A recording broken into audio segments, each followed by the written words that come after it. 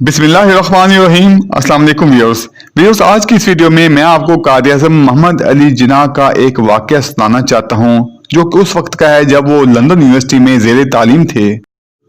اس واقعے سے پتہ چلے گا کہ وہ کتنے ذہین تھے اور کتنے حاضر دماغ تھے۔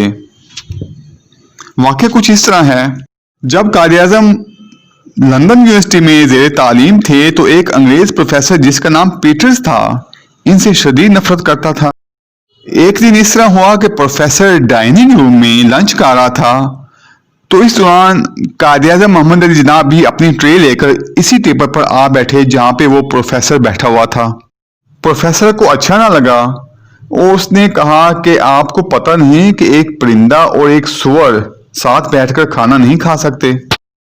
تو قائد اعظم محمد علی جناح نے بڑے اطمینان سے جواب دیا کہ آپ پریشان نہ ہوں، I will fly to other table، یعنی کہ میں دوسرے ٹیبل پر اڑ کر چلا جاتا ہوں۔ قائد اعظم محمد علی جناح نے یہ جواب دیا تو پروفیسر کو بہت زیادہ غصہ آیا۔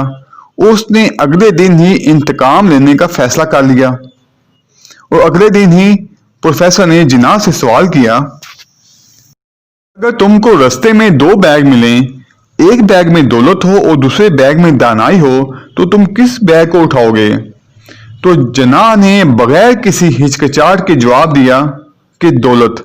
قائد اعظم محمد علی جناح کے اس جواب پر پروفیسر نے طنزیہ کہا کہ اگر میں تمہاری جگہ ہوتا تو دولت کی جگہ میں دانائی والا بیگ اٹھاتا۔